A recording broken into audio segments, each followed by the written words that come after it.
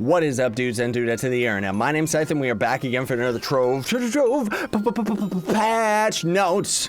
Haha. Hi, how y'all doing? Hope you're doing fantastically wonderful today. Hope this video makes your day even better. Now, before we get started, of course, we're not going to be giving away any prizes today, everybody. We're just giving out information, but I still humbly ask you to Hadouken the like button for me. It helps me out more than you know. And without further ado, Chaos Chest contents have been shuffled. Take a ride on the crazy busy caterpillar, which is this disgusting freak that we're rocking right now. And this guy actually, oh my goodness, this menu. Let's just look up busy. There we go. Oh, we can't search it up in the store. Then I'll look it up manually. No, manually look it up. There we go. Busy. He's super duper cheap. I just wanted to say that, everybody, and let you all know. He is really, really cheap right now. And this is day one. I'm actually recording this video yesterday, so yeah. Then costume sale. Select costumes are now 50% off, so you can actually just go to the costumes tab and check it all out, which means that a lot of these costumes are also a lot cheaper on the player market. Double Mancer, which normally goes for around 200k, a little lower than that, is actually going for 150 right now, so maybe that'll end up decreasing in price throughout the week, which is good for me because I didn't actually have that costume. Do it for the mastery. You can now combine 10 Clover Gem boosters into one horseshoe gem booster, which those are these suckers right here.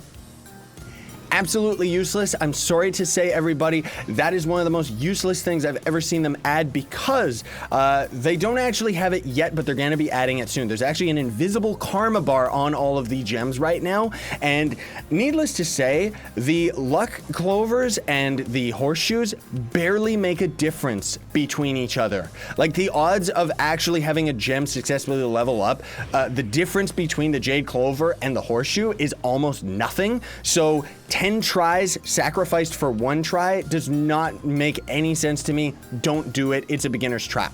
Then there is also empowered gems. Now loot collect into empowered gem fragments. Unfortunately, I already accidentally opened all the boxes and then had my footage corrupt, which is very, very rare.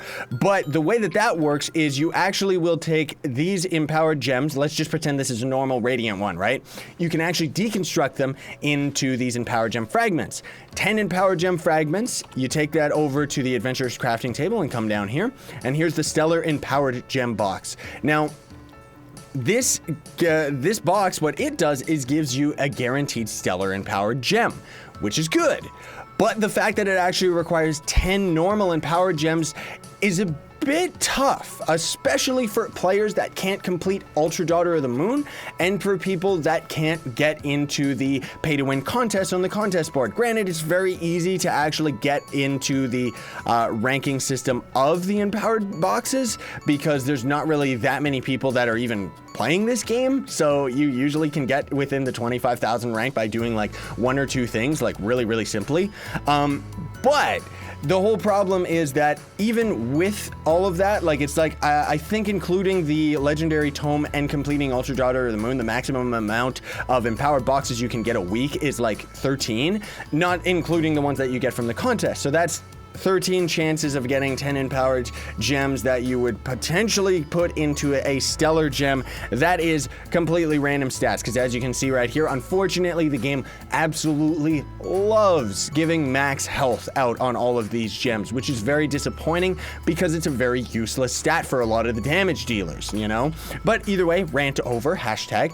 Lesser gems now have a higher chance to have more stats.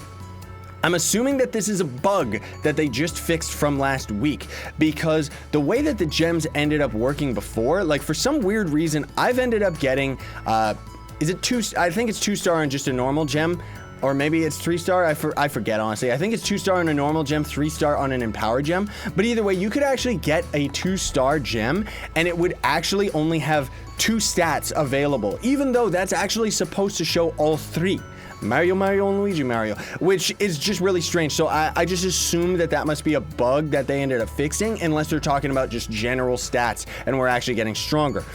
There is now a new tradable golden gem key, which can be used on lesser gem boxes to get a guaranteed rare result.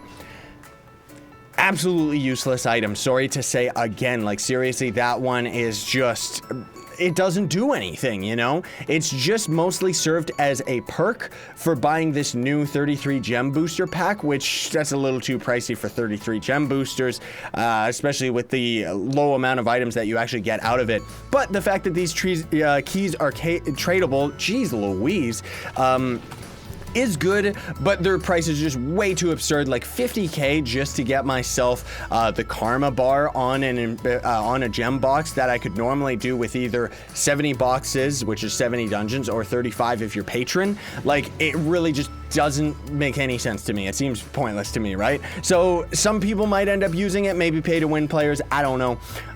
Then there is also lowered the levels at which certain gems can be socketed, which some of the gem slots in this menu actually have a lower level requirement than they used to previously.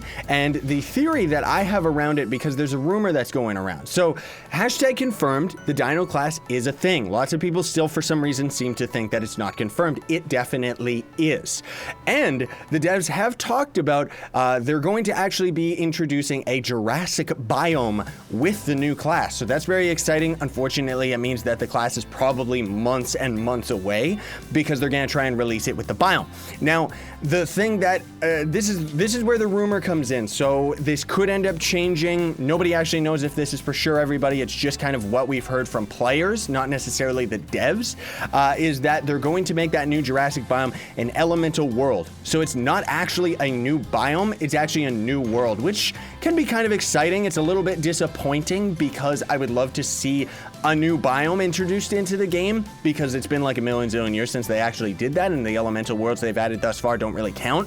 But hopefully what they're gonna do is, because it's gonna be its own world, it means they'll be able to kind of refine it and make it its own unique place. I think that would be really neat.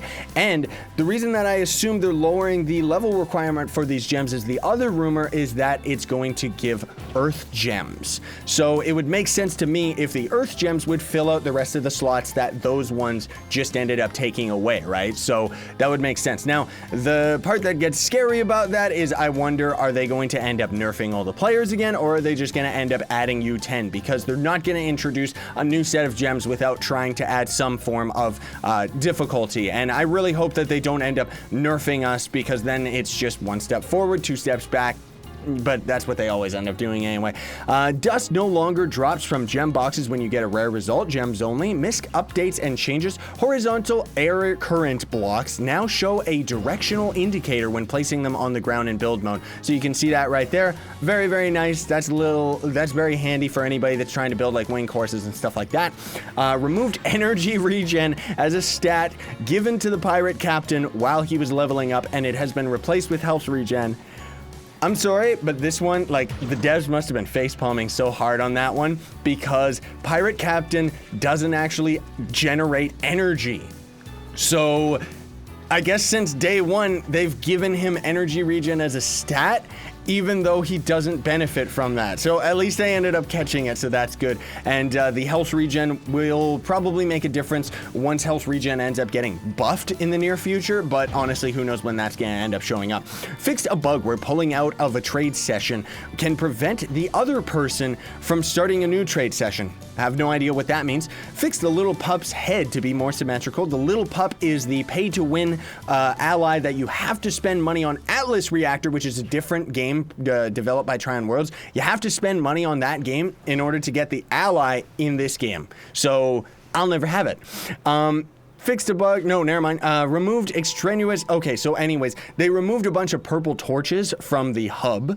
Exposed additional strings for localization. The tooltip on empowered gem boxes now correctly states that the boxes can give class gem key fragments. Dr. Cubesley, for no reason, gets 30 more mastery points. Okay, cool. And then there is 3 new community dungeons added to Candoria, Treasure Isles, and the Tundra, meaning that the only one that we're all gonna mostly experience is the one that's been added to the Treasure Isles, because that can be in the water elemental world, while all these other ones, nah. They can't. And even then, that one might not necessarily show up in the new world and stuff like that. So anyways, without further ado, everybody, last week I asked you all to vote on what you thought of the patch, and Last week's patch added the new dragons, changed the drop rate for patron users and stuff like that. 3% of you said it was bad, 21% of you said it was kind of in the middle, and 74% of you said that it was a-okay and it was good. So that's good to hear. Let me know what you all think today as well. You can vote by clicking the card in the top right-hand corner of the screen, whether you think this patch is good, bad, or kind of in the middle. Or if you don't really want to do that, you can always leave a comment down below. Let me know, because I like gathering all of the feedback and stuff like that. Even though I'm not really like the PR department of this game or anything like that, I still do like I love this game, so I love getting all of the feedback from all of you, just because I like understanding the whole breadth of, you know, the community and everything like that, because I'm a very people-oriented person, even though I'm talking to you through a computer screen. Thanks so much for watching, though, everybody. Very much appreciated. Have a fantastic day. Sayonara and stay epic.